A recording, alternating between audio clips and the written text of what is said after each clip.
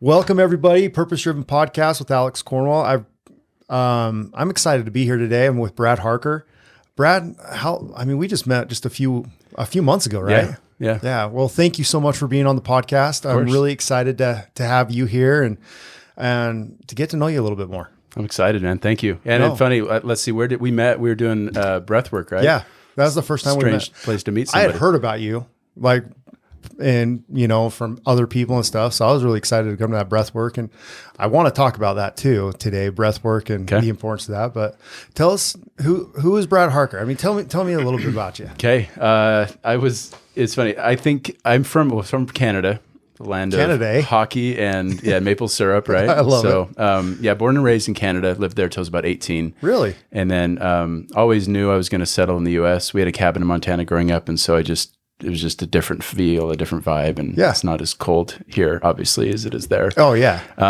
Very, very ambitious. I mean, I'm sure we'll get into more of the story, but a lot of conflict in my life, but deep levels of ambition. And I think I really kind of lived in the future just as a way to kind of deal with the present, if that makes sense. Yeah. So I was starting businesses when I was young. I had a landscaping business through high school. And was doing like full scale construction by the time I was a senior. It was awesome. And then served a mission for my church, moved down to the U.S. and then just finished school at BYU and just never really looked back. The only job I could get as a senior, in college was either a janitor or I could go and get an internship. So I went and sold door-to-door alarms. And that's kind of where I really kind of broke into the sales side of the game for me. And I always loved and I was always really curious about communication and that kind of stuff. Yeah. And I think it kind of came naturally to me, but that was another level. And just experiencing that, I just got married. So I had this fire, like I've got to provide, I got to be that guy, And so it was really a cool experience. Spent a few years in the industry, actually helped co-found a company. We ended up selling that.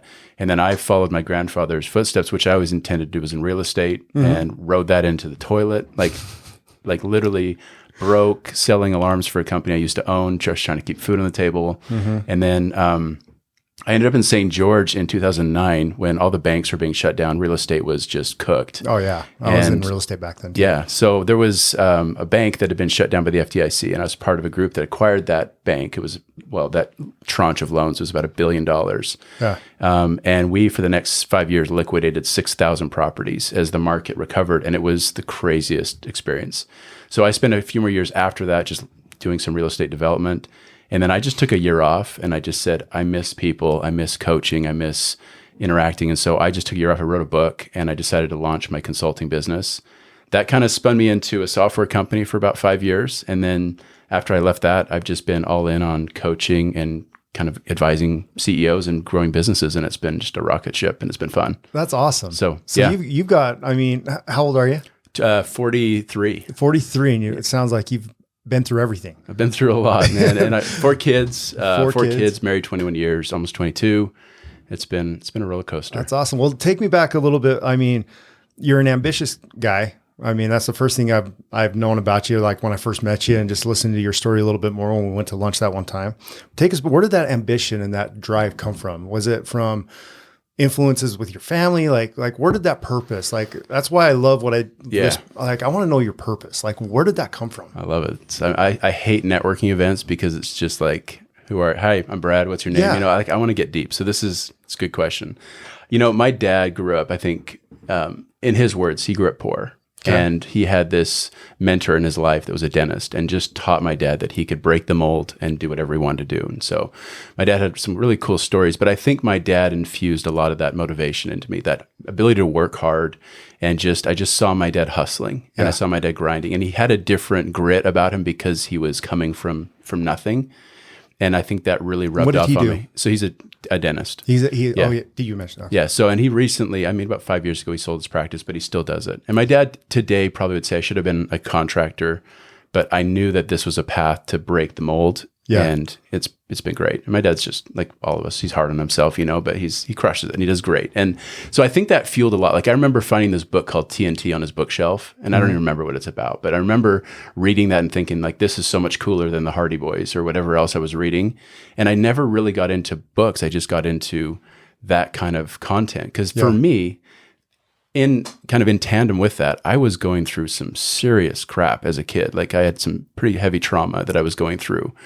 And so there was this inner turmoil, if you will. And then, complemented that, like when I got into junior high school, it's when kids are just mean, right? Yeah. And I was already really just battling some stuff I didn't understand. And then I was dealing with all of this crap. And so for me, art and reading and the future, that was my escape. And I'm like, I can go out and I can play hockey, or I can go out and I can shovel walks, and I can control my future. And I loved how that felt. And so I became very independent, very driven. And I just started getting hungry because I had these things about like, I don't like the way I feel and I want to feel different. I see people that are happy, and I was so curious about what creates change and what really allows me to control my future. Do you feel like you were running away from that trauma? No. At first? No questions subconsciously without even recognizing what I was experiencing. Yeah. But I just knew how it felt. And then I knew how I could choose to feel if I wanted to go and look the other way. So for sure I was running from it. I mean, avoidance is my number one, coping strategy. So absolutely. Is it to the point, because you said something, I think it was on your Instagram or something like that, embrace adversity, or you've got to embrace it. You got to attack it. Yeah. When did that shift? Because my belief is trauma, you can run from it, but I don't know if that serves people as well. It's not until you actually focus and you're like, you know what, I need to embrace this. I need to figure this out. When was that shift for you? Because it seems like you have now. You've really embraced it. It's helped you grow. It's helped you progress, and it's helped you become who you are today. Yeah. Yeah. So there's this quote I have on my vision board, which I keep in my shower, among other places, but that's every morning I stare at it. And one of the quotes for this year is invest in myself, is invest in me, but the only way out is in. And so for me, I love that. Shame is the word. Okay. Like I used to think that I was afraid of, the future. I was afraid of uncertainty. I was afraid of failing. But for me, and I think we all can relate to this, like shame is such a misunderstood reality. It's such a misunderstood term, but shame isn't like I made a mistake and I feel bad. Shame is I made a mistake, and I am the mistake. I'm the reason all this goes wrong because I'm broken, or I'm fundamentally unworthy, or whatever. And whether our trauma was with our primary caregivers, or if it was an external, if it was an event trauma, whatever that is, like somehow as a defense mechanism, we take that ownership. It's easier for us just to say it's got to be me than to break the paradigm or break the map of the world that we have, which is these people take care of me, or this is what is normal. Yeah. So for me, that shame is like tar. And I kind of look at it like tar, and it literally paints every emotion that you feel. And it makes it really difficult to process and work through just a normal thing. Like you cut someone off on the highway and they give you the finger, and you're like, you feel like it hits different if you have a lot of shame.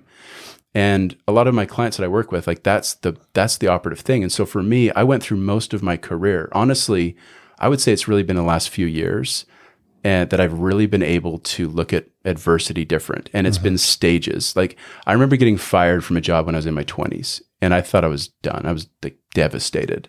That's when I found personality testing and really figured out who I was. And that gave me some relief, but it really wasn't. And in stages of vulnerability, of finally just getting to a point where I'm like, I don't even care. Yeah. I'm going to be me. I'm going to do my thing, and I don't care what anyone thinks.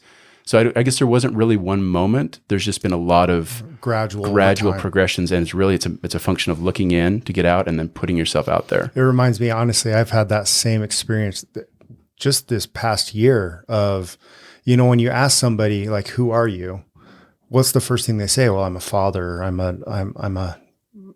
work real estate, or this and that, this. They explain all the external items that they believe that is their identity. Yeah. Their identity, they attach themselves to those identities, those external identities.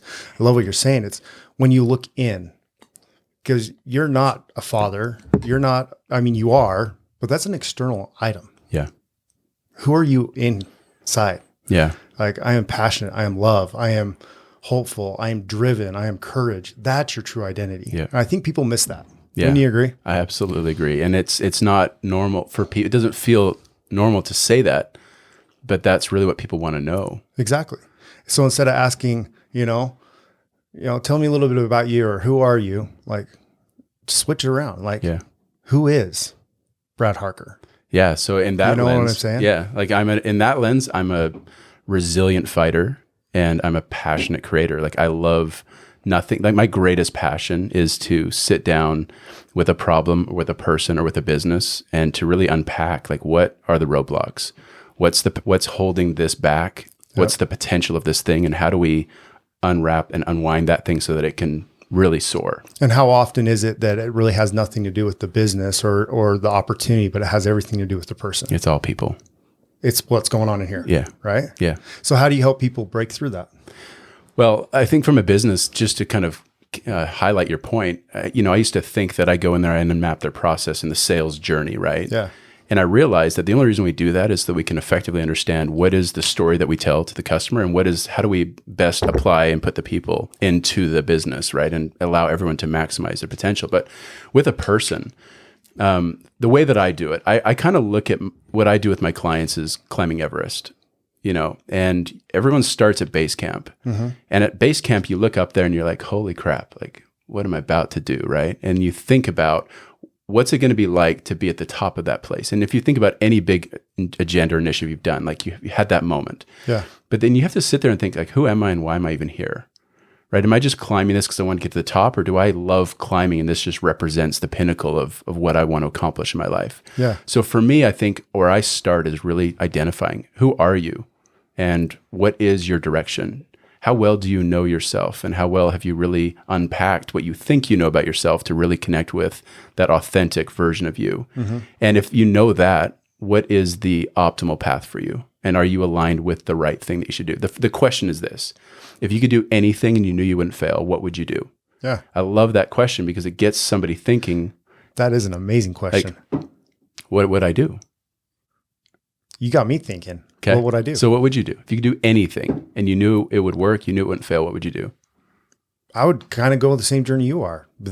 Like finding people's passion, helping people find their passion, their identity, coaching, helping people grow, but not on like, I am a firm believer that you can have the best business put in front of you, like literally laid on a silver platter. But if you don't know who you are, if you can't find that identity that we're talking about, you're not going to do it. Right. So for me, if I knew there was no chance to fail, that's what I would do.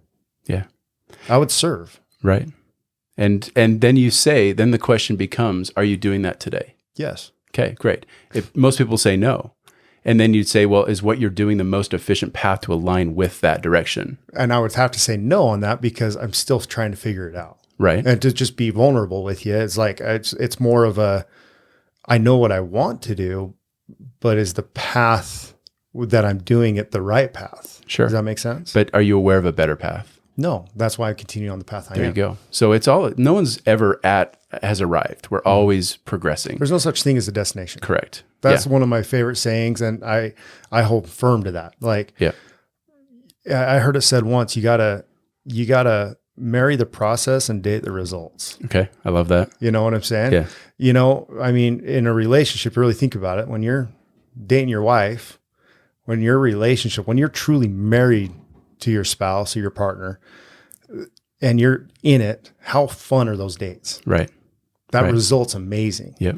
But when you're not present in the marriage, dates are just, I love that because surface. It's so true. Yeah. And I mean, look at any goals that you set.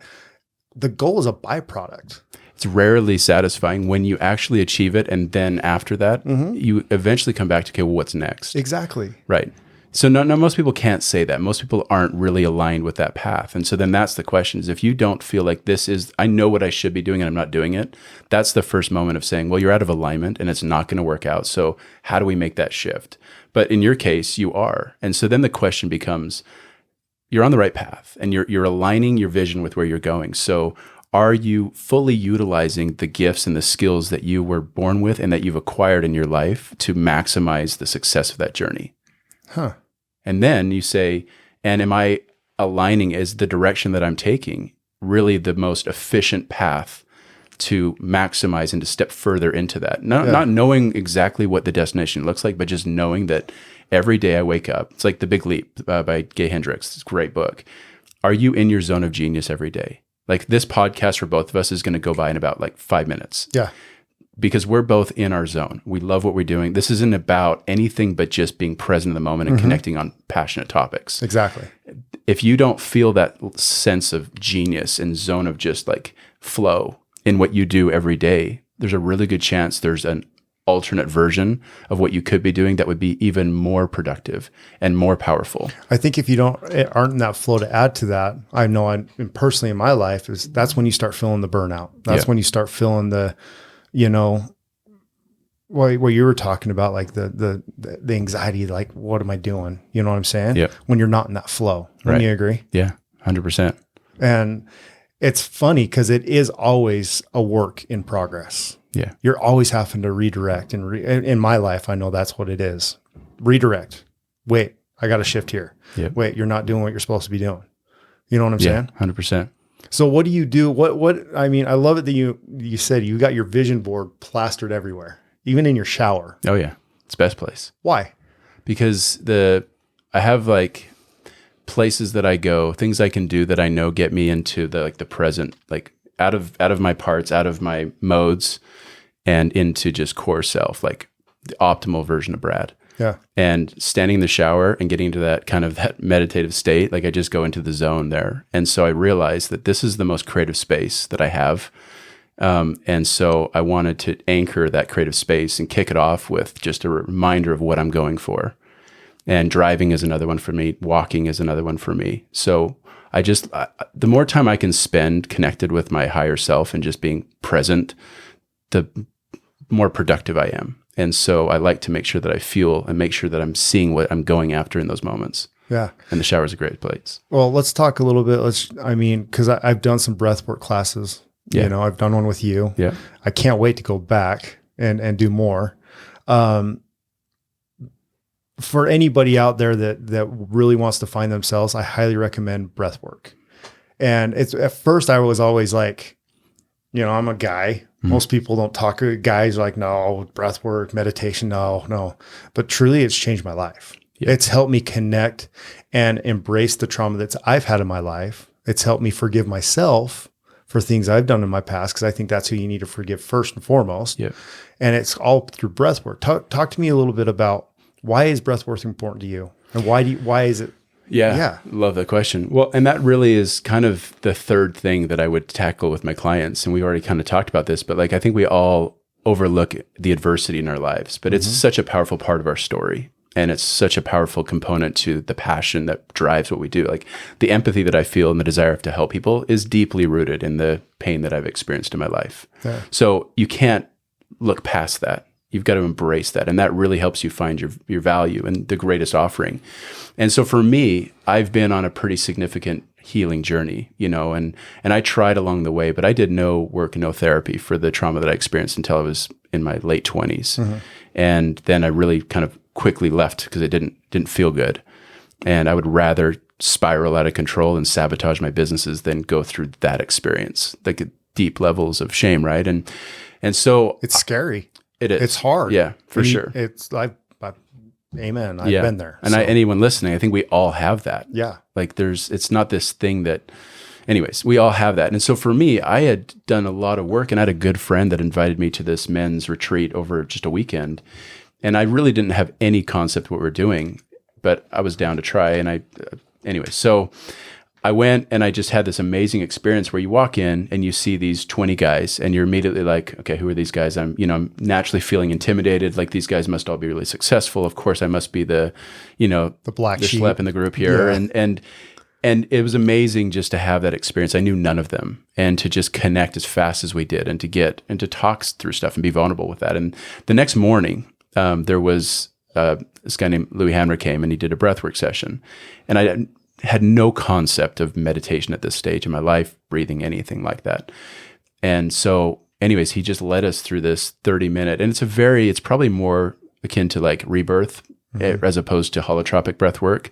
So it's really just more of a continuous breath, but you're not hyperventilating, and there's really loud kind of, I don't know, soothing music, maybe inspiring music is maybe the right word. But within about 5 minutes of just pulling my breath, I was sobbing.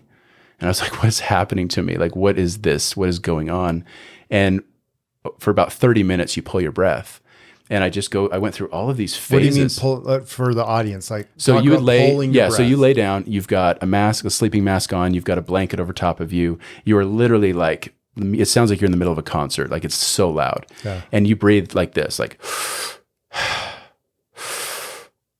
and you breathe through your belly, and you're trying to just lose yourself and just focus on the breath and just get into it. And all of the senses, everything just kind of comes together, and you just get lost. And then all of a sudden, like really, there's a great book, Your Body Keeps the Score. And really what we're talking about here is when you are breathing and pumping your body full of that much oxygen, it's going to heal. Mm-hmm. And if you're not running, it doesn't have immediate places to go. So your body's going to naturally go and heal where it needs to heal.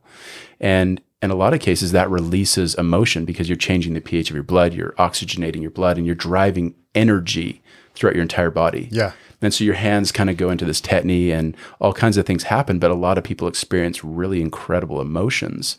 And after the 30 minutes of pulling your breath, just like that 30 minutes straight, then it's hard. It's hard. Yeah. It takes about 5 minutes to like get out of your head and into it. And the faster you let go, I think the faster you get into the experience. But then for the next 15 or 20 minutes, you just lay there. And your body is vibrating, and you are having the most incredible experiences, or you might not. Like there's been times where I've just sat there and nothing's happened, but some of the experiences were so deeply spiritual. The first time for me, I had this I saw myself for the first time, and it was almost weird. Like as I would touch a part of my body, I would just feel it, and I was like, "Oh, this is me." And I just saw myself through a lens that I'd never seen before. Yeah. And it was incredible. Like it was really incredible. And then I had this experience where I just saw my family, and I went one by one, and I just felt this deep level of love that I'd never felt before.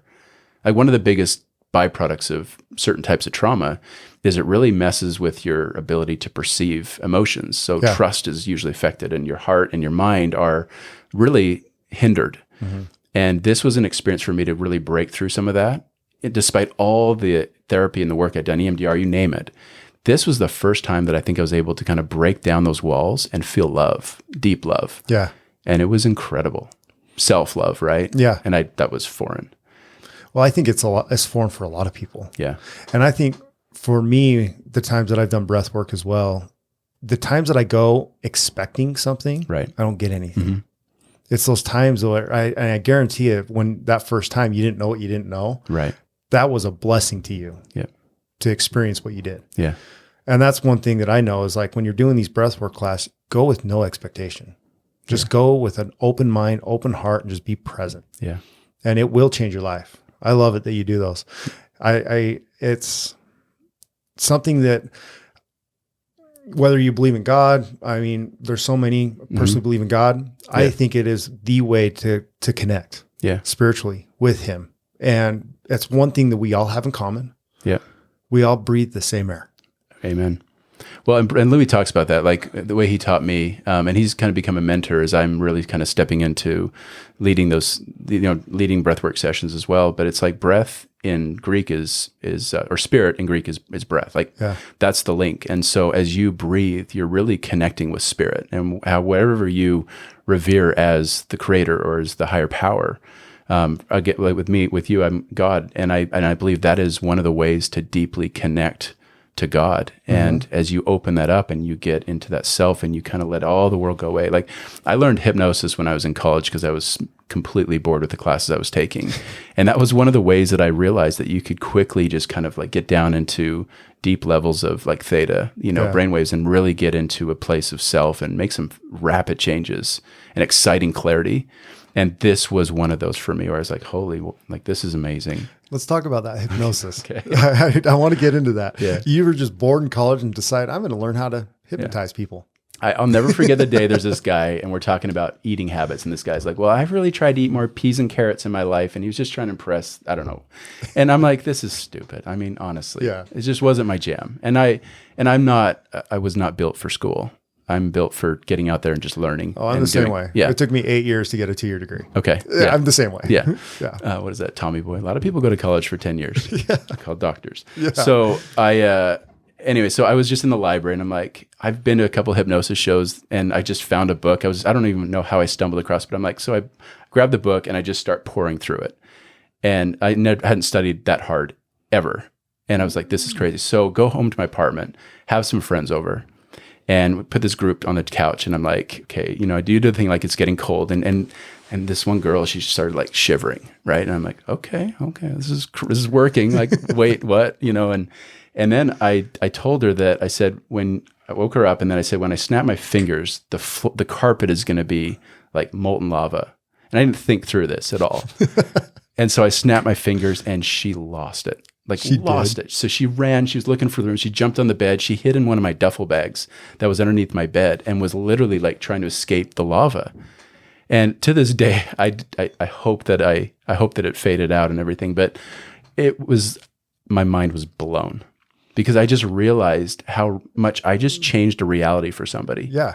And so over time, I really explored deeper, and I did some coaching that was based on hypnosis. And then every once in a while, we'd be at my cabin, and we would do have some friends over, and someone would bring it up, and I would say, okay, why not?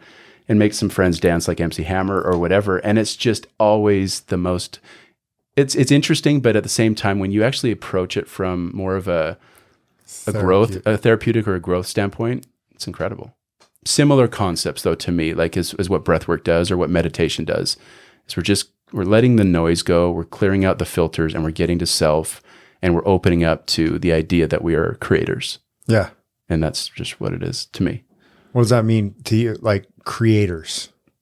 We have a genetic disposition to create. Like that, think about it. Like, think of Legos. Think of all the things in the early semblances of like building stuff. Yeah. And like every kid wants to build a fort. Like, we love to create. We love to design. We love to build. Mm-hmm. And we have this craving for progression. And so, and I'm depending on how much we've stifled it, right? But when you really sit down into your zone of genius and think about like, what was I built to do? Like, we create life, mm-hmm. right? Like, these are the things where do you think people lose that creativity mindset? I mean, I know I lost it for a long time. Yeah. And it wasn't until a few years ago, I was like, no, I'm here. I create my life. I create everything. Where does that disconnect come from, you think, in people? Shame. Like, you think about junior high school, the moment that we looked at each other and said, you're better than I am, you're taller, you're faster, whatever. And you're like, and my ideas are stupid. Well, this is just who I am. I hate that saying. Yeah. And if you think about how sad it is to just consider the conditioning that some kids go through in their lives, what they're told over and over and over and over again, like, you are worthless, you are nothing, everything you do, you break, everything you do sucks. Like, all of those kinds of narratives, like, you just decide that, I'm not good enough, and you suppress it, but it's still in there and you still feel it. And that's why we have these avoidant behaviors, it needs to escape, because we want to feel that power, even if it's something we just suppress and hold so tight. Yeah. But the more we let it go and the more that we open up to it, the more it comes to us. And then we come back to a broader world, like now, when we can say there's acceptance somewhere, and maybe not everywhere, and not everything is acceptable perhaps, but when you really, like, this is business again, like when you really find your audience, like, there's a lot of people that don't care about what you do, but there are some people that will live for what you do. Mm-hmm. And when you find your tribe, when you find your people, that's when you can step back into that ability to create. But we all have it. Yeah. We all do. I think the acceptance, though, so many people look for that and seek that acceptance elsewhere. Again, external acceptance. Yeah. But in all reality, you got to accept yourself. Like, that's exactly what we're talking about. Yeah. And you got to dance with it too. Right. I love what Tony Robbins said. I know it's just a simple concept. You got to dance with your fears. You got to dance with that stuff. Yeah. You got to embrace it.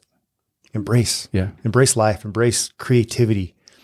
I mean, let's switch gears a little bit. Let's talk about this book. You said you took a year off because you were trying to find who you were, and you wrote a book. Yeah. Talk to us about your book. Thank you. I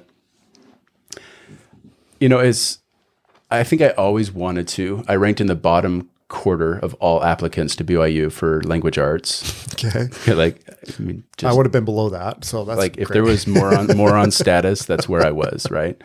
And I hated it, but I love speaking. I love teaching. So just one day I was just sitting there, and I called my Uncle Joe, and he has had just a really cool, just really impactful career. He wrote a book, and I just asked him, I said, how do I start writing a book? I just feel like this desire to put more out there.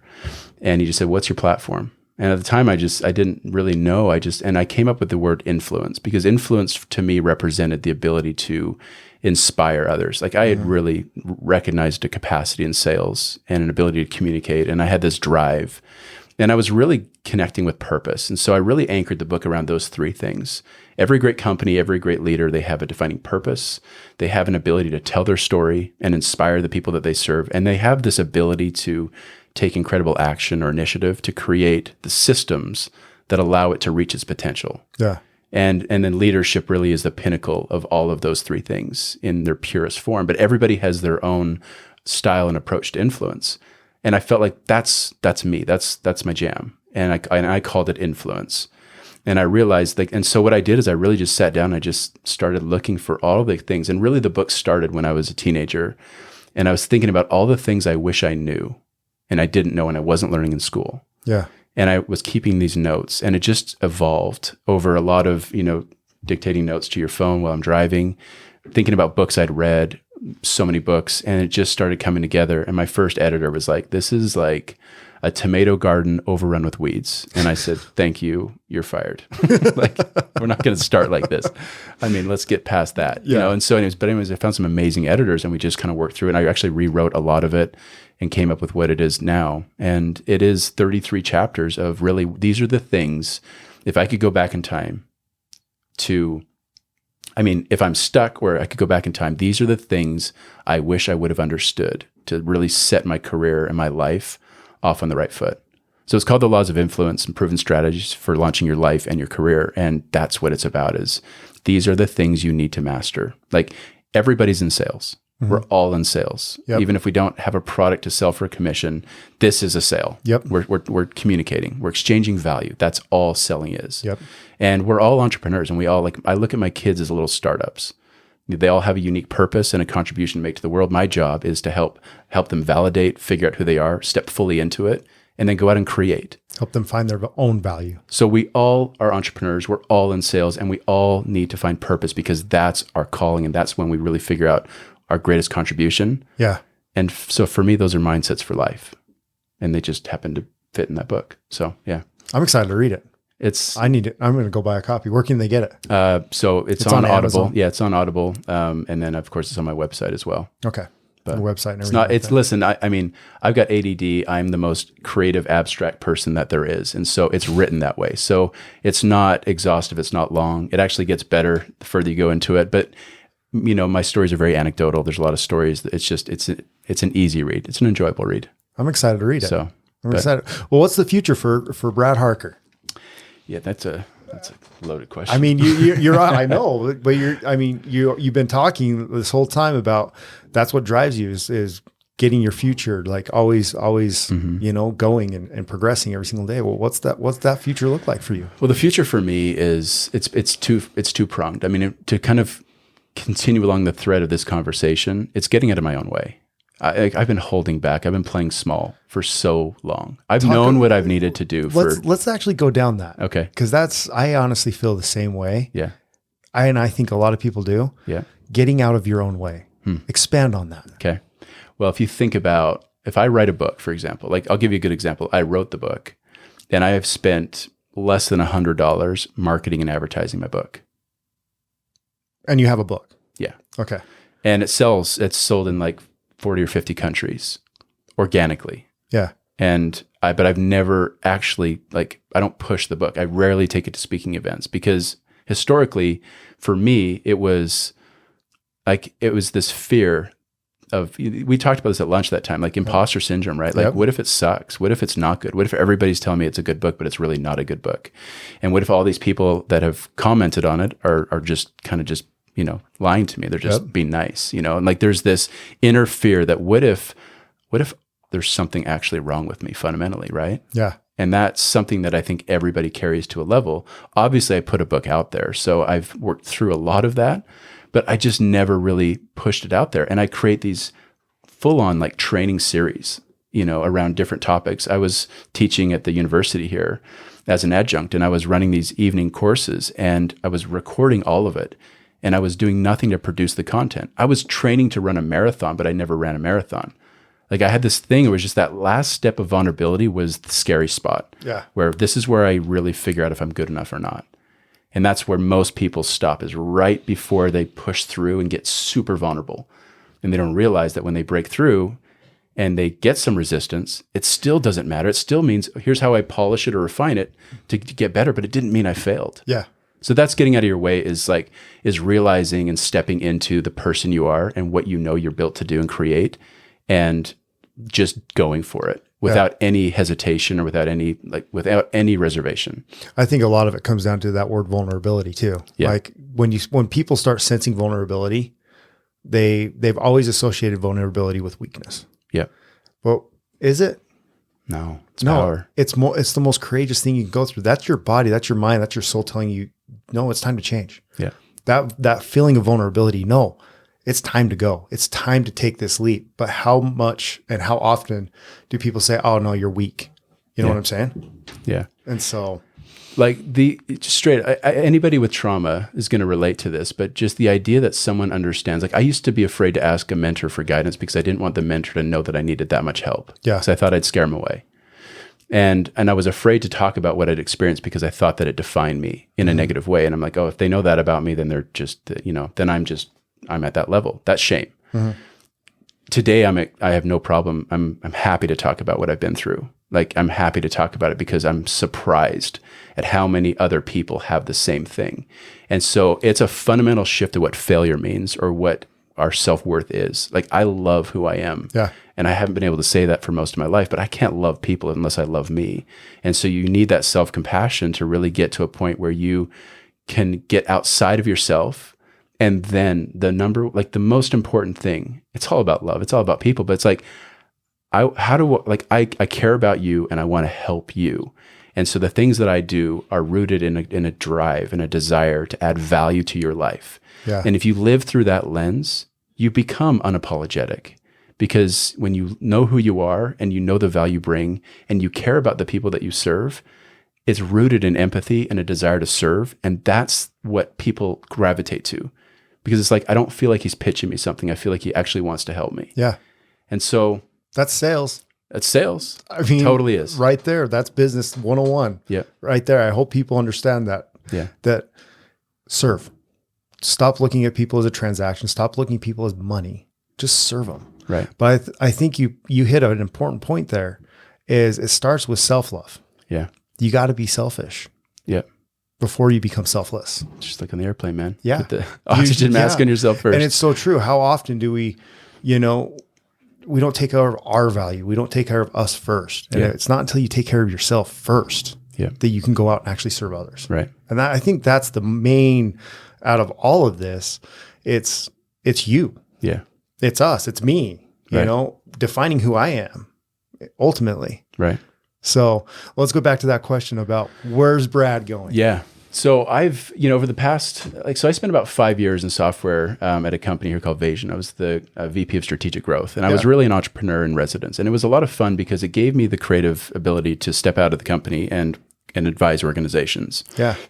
And I really developed this interest and passion in helping them figure out where they stuck as a business and how do we really mobilize and create powerful growth. And when I left Asian, that's all I did is I just stepped fully into that. But I realized that the businesses, that was fun. But I kept having conversations with the owners of the businesses and these emerging thought leaders and entrepreneurs who were really recognizing places that they felt stuck. Mm-hmm. Either they didn't understand sales or they didn't understand their own limitations or whatever, just stuck. Yeah. Or I feel like the market's about to shift and I'm not sure, I'm scared. And so recognizing resistance.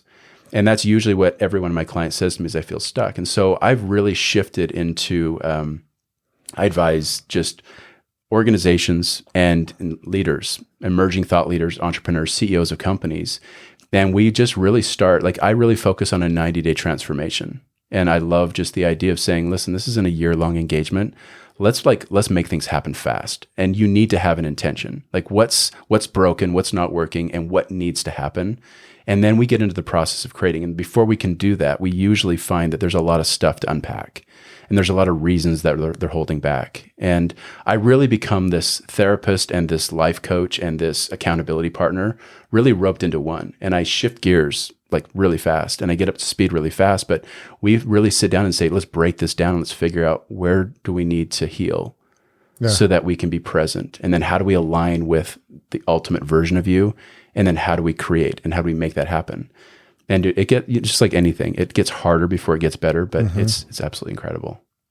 So for me, there's a lot of those conversations that are happening and that's growing fast. But then there's a lot of courses and content that I'm using to really connect with the audience and just teach people about these concepts. Because it's not a framework that I've seen a lot of, like really to be able to see it from those various vantage points and tackle the problem holistically and be able to shift. Because every coach I've ever had has said, Brad, why are you holding back? What's your deal? Like what's going on inside? And any therapist is like, Brad, why are you so driven? Why are you so ambitious? Like if you slow down, it might not be so hard.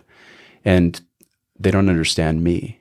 And you need coaches in your life that understand you and how to pull the best out of you and ask the right questions. And that's my zone of genius. And the more I step into it and the more I don't hold back on it, the more it just continues to flourish.